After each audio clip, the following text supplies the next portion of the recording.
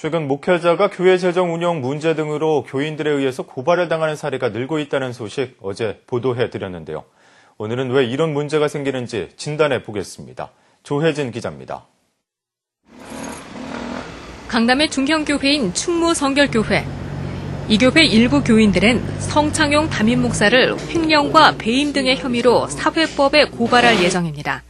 하지만 이들이 처음부터 사회법 고발을 택한 것은 아닙니다. 성 목사의 헌금 유용 정황을 포착한 이들은 우선 해당 지방회에 재판을 요청했고 지방회는 지난 4월 담임 목사를 면직 판결했습니다.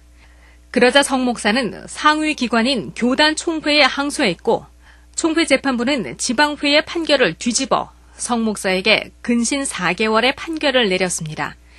게다가 오히려 성 목사를 고발한 9명의 교인들에게는 정직 1년이라는 중징계를 내렸습니다. 교인들은 재판 과정에 문제를 제기합니다. 총회 가면은 나 그냥 무직으로 날 수 있다. 이런 공공연하게 설교를 했어요. 설교 시간에. 이것을 볼 때 이거는 한마디로 이거는 벌써 내통이 있었고 벌써 총리재판위원회의 재판은 하나마나한 건이었다는 것을 우리는 짐작하게 됐죠.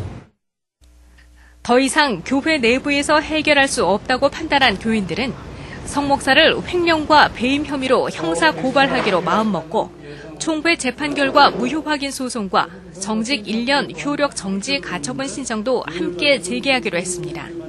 이렇듯 성도들이 교회 내 재판을 신뢰할 수 없다는 것이 교회 분쟁이 사회법정으로 가게 되는 가장 큰 원인으로 꼽히고 있습니다.